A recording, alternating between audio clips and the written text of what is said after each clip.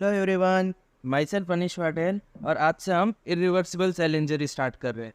देखो, last video में मैंने रिवर्सिबल सेल इंजरी का टॉपिक पूरा कंप्लीट कर दिया था, ठीक है। और आज से इरिवर्सिबल सेल इंजरी स्टार्ट करेंगे। उसमें भी सबसे पहले नेक्रोसिस को स्टडी करेंगे। नेक्रोसिस मतलब डेथ ऑफ टिश्यू होता है। इसका पूरा मैकेनिज्म हम इस लेक्चर में देखेंगे और नेक्स्ट लेक्चर में इसके सारे के सारे टाइप्स कवर कर देंगे, जैसे कि कोएगुलेटिव नेक्रोसिस हो गया, लिक्विफेक्टिव नेक्रोसिस हो गया। उसके सारे टाइप्स हम नेक्स्ट लेक्चर में डिस्कस करेंगे, ठीक है। मतलब नेक्रोसिस है, उसको दो वीडियोस में पूरा कंप्लीट कर देंगे। देखो, इसको अच्छे से समझने के लिए रिवर्सिबल सेल इंजरी के साथ साथ इसको कंपेयर करते चलना, तो ये बहुत ही आसानी से समझ में आ जाएगा। देखो, सबसे पहले नेक्रोसिस में या फिर इरिवर्सिबल सेल इंजरी में क्या होगा, सीवियर इस्चेमिया होगा और उसके कारण सीवियर हाइपोक्सिया होगा, ठीक है। फिर देखो, रिवर्सिबल सेल इंजरी में क्या हो रहा था कि सोडियम पोटेशियम एटीपीएस पंप था, उसका फंक्शन स्लो हो जा रहा था, मतलब डिक्रीज हो जा रहा था फंक्शन। पर यहाँ पर उससे थोड़ा सा डिफरेंट होगा। यहाँ पर सोडियम पोटेशियम एटीपीएस पंप है, वो कम्प्लीटली फंक्शन करना स्टॉप कर देगा। और देखो, अगर sodium potassium ATPase pump function करना स्टॉप कर देगा तो इंट्रासेल्यूलरली सोडियम इंक्रीज हो जाएगा, और इंट्रासेल्यूलर सोडियम इंक्रीज होगा तो उसकी वजह से वाटर उसको फॉलो करेगा और सेल की स्वेलिंग देखने को मिलेगी। देखो, इनिशियली क्या होगा कि इंट्रासेल्यूलर सोडियम इंक्रीज होगा ना, तो ये स्टार्ट ऐसे ही होगा रिवर्सिबल सेल इंजरी के थ्रू। पर एक बार पॉइंट ऑफ नो रिटर्न को क्रॉस करने के बाद उसे हम इरिवर्सिबल सेल इंजरी बोलेंगे।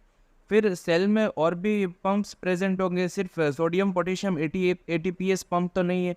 तो यहाँ पर कैल्शियम इफ्लक्स पंप भी प्रेजेंट होगा, जो इंट्रासेल्यूलरली कैल्शियम को एक्स्ट्रा सेल्यूलरली पंप आउट करेगा। पर देखो, एटीपी यहाँ पर है ही नहीं, तभी तो सोडियम पोटेशियम एटीपीएस पंप पूरी तरीके से फंक्शन करना स्टॉप कर दिया।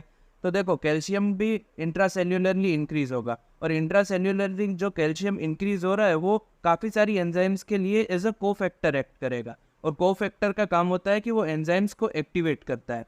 तो कैल्शियम है वो चार मेन एंजाइम्स को एक्टिवेट करेगा: एटीपीएस, प्रोटीएज, फॉस्फोलाइपेज और एंडोन्यूक्लियस। ये चारों एंजाइम है ना कुछ ऐसा करेगी जिसकी वजह से सेल को डैमेज होगा। सबसे पहले देखो, एटीपीएस है। एटीपीएस क्या करेगा, एटीपी को ब्रेक डाउन कर देगा, और एटीपी जैसे ही ब्रेक डाउन होगा तो ये और ज़्यादा नेक्रोसिस को वर्सन कर देगा। रॉबिन्स के लिए इसमें एक टर्म यूज़ किया गया है, एग्रेवेट नेक्रोसिस। एग्रेवेट मतलब और ज़्यादा वर्सन कर देना। आपको इजीली समझ में आ जाए इसलिए मैंने यहाँ पर वर्सन्स नेक्रोसिस लिखा है, ठीक है। इसके बाद देखो, और दो एंजाइम से, एक है प्रोटीएज और फॉस्फोलाइपेज। प्रोटीएज है वो प्रोटीन का ब्रेक डाउन करेगी, और फॉस्फोलाइपेज है वो फॉस्फोलिपिड का ब्रेक डाउन करेगी। ये प्रोटीन और फॉस्फोलिपिड है, ये सेल मेम्ब्रेन में प्रेजेंट है और लाइसोसोमल मेम्ब्रेन में प्रेजेंट है। तो सेल मेम्ब्रेन का भी डैमेज देखने को मिलेगा, और तो और लाइसोसोमल मेम्ब्रेन का भी डैमेज देखने को मिलेगा। जैसे ही लाइसोसोमल मेम्ब्रेन डैमेज होगी तो लाइसोसोम्स में हाइड्रोलिटिक एंजाइम्स प्रेजेंट होगी, तो वो हाइड्रोलिटिक एंजाइम्स है वो रिलीज हो जाएगी, और हाइड्रोलिटिक एंजाइम्स के रिलीज होने की वजह से टिश्यू पे डैमेज होगा। और टिश्यू अगर डैमेज होगा तो न्यूट्रोफिल इनफिल होगा, मतलब न्यूट्रोफिल वहाँ पर रेस्क्यू के लिए आएगा, और जिसकी वजह से एक्यूट इन्फ्लामेशन देखने को मिलेगा। देखो, एक्यूट इन्फ्लामेशन है वो नेक्रोसिस के साथ होता है, ये एमसीक्यू में खास पूछा जा सकता है, ठीक है। तो इसको ध्यान रखना, मैं इसको लिख दूँ यहाँ पर, एमसीक्यू में पूछा जाएगा, नेक्रोसिस के साथ इन्फ्लामेशन होता है, ठीक है। फिर देखो, एक लास्ट एंजाइम है एंडोन्यूक्लियस। एंडोन्यूक्लियस है वो क्रोमेटिन का कंडेंसेशन कराएगी, फ्रेगमेंटेशन और उसका डिसोल्यूशन करा देगी। क्रोमेटिन कंडेंसेशन के लिए पिक्नोसिस टर्म यूज करते हैं, और पिक्नोसिस है वो रिवर्सिबल सेल इंजरी में भी हो रहा था। पर यहाँ पर और ज़्यादा देखने को मिलेगा, क्रोमेटिन का फ्रेगमेंटेशन भी होगा जिसके लिए कैरियर एक्सिस टर्म यूज़ करते हैं, और फिर वो क्रोमेटिन का डिसोल्यूशन भी कर देगी जिसके लिए कैरियोलाइसिस टर्म यूज होता है। देखो, इसके ऊपर से एमसीक्यू कैसे पूछेंगे कि चार ऑप्शन दिए होंगे कि नेक्रोसिस में ये सारी इवेंट सीक्वेंस में अरेंज करो। सबसे पहला ऑप्शन होगा सेल स्वेलिंग, उसके बाद पिक्नोसिस, कैरियोलाइसिस और कैरियोरेक्सिस। देखो, यहाँ पर सोडियम पोटेशियम पंप ने फंक्शन करना स्टॉप कर दिया तो इंट्रासेल्यूलर सोडियम इंक्रीज हो गया, और इंट्रासेल्यूलर सोडियम के इंक्रीज होने की वजह से वाटर उसको फॉलो करेगा। तो इसका मतलब सेल स्वेलिंग तो यहीं पर हो गई। उसके बाद पिक्नोसिस, कैरियोरेक्सिस और कैरियोलाइसिस, ठीक है। ये सीक्वेंस है, ये सीक्वेंस को मत भूलो। देखो, यहाँ पर सोडियम पोटेशियम एटीपीएस पंप है वो फंक्शन कब करना स्टॉप कर देगा, जब बिल्कुल भी एटीपी प्रेजेंट नहीं होंगे, सारे एटीपी फिनिश हो गए होंगे, ठीक है। तब ये फंक्शन करना एकदम स्टॉप कर देगा। इसका मतलब ये नेक्रोसिस है वो पैसिव प्रोसेस है, एक्टिव प्रोसेस नहीं है। इसके ऊपर भी एमसीक्यू आता है, मैंने देखा है इसके ऊपर एमसीक्यू। ऐसे लिखा होगा कि which of the following is incorrect about necrosis. उसमें 4 ऑप्शन दिए होंगे और उसमें एक ऑप्शन ऐसा भी होगा कि necrosis is a active process. तो नेक्रोसिस है वो एक्टिव प्रोसेस नहीं होती है, नेक्रोसिस पैसिव प्रोसेस होती है। ठीक है, ये ध्यान रखना। इस पे एमसीक्यू मैंने देखे, ये मैकेनिज्म मैंने जितना आपको समझाया ना अभी, इसके ऊपर बहुत ज़्यादा एमसीक्यू बनते हैं और अच्छे एमसीक्यू बनते हैं। पर आपको टेंशन लेने की बिल्कुल ज़रूरत नहीं है, जितने एमसीक्यू बनते हैं वो पूरे एक चार्ट में मैंने आराम से कवर कर दिए। ठीक है, तो चलो इसके आगे चलते हैं।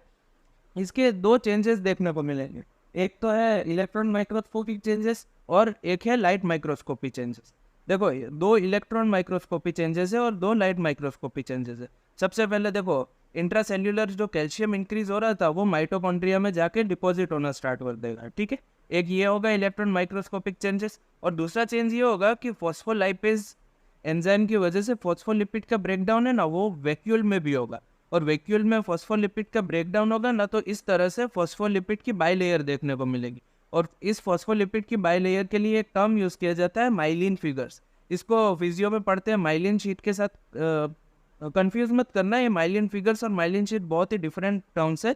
माइलिन फिगर्स मतलब वैक्यूल में फॉस्फोलिपिड बाइलेयर प्रेजेंट होती है ना, उसको माइलिन फिगर्स बोलते हैं। ठीक है, तो ये 2 चेंजेस ध्यान रखना, इलेक्ट्रॉन माइक्रोस्कोपिक चेंजेस है। एक तो कैल्शियम इंक्रीज होगा और वो माइटोकॉन्ड्रिया में जाके डिपॉजिट होगा, और दूसरा माइलिन फिगर्स। फिर देखो 2 लाइट माइक्रोस्कोपिक चेंजेस देखने को मिलेंगे। लाइट माइक्रोस्कोपिक चेंजेस है ना, वो इलेक्ट्रॉन माइक्रोस्कोपिक चेंजेस से ज़्यादा इंपॉर्टेंट है। क्यों? देखो, क्योंकि अगर आपको कोई भी स्लाइड आई प्रैक्टिकल में तो वो आप लाइट माइक्रोस्कोप में ही देखने वाले हो, इलेक्ट्रॉन माइक्रोस्कोप में तो जाके देखने नहीं वाले हो। तो ये आपको वाइवा में पूछ सकते हैं, इसलिए इसको खास ध्यान दें। देखो, प्रोटीएस की एक्शन की वजह से प्रोटीन डैमेज हो जाएंगे, और डैमेज प्रोटीन्स होते हैं वो पिंक स्टेन करते हैं लाइट माइक्रोस्कोप में, और उसकी वजह से इंक्रीज इन इयोसिनोफिलिया देखने को मिलता है। यहाँ पर इयोसिनोफिलिया मतलब वो WBCs में इयोसिन प्रेजेंट होते हैं, वैसा सेल से रिलेटेड नहीं है।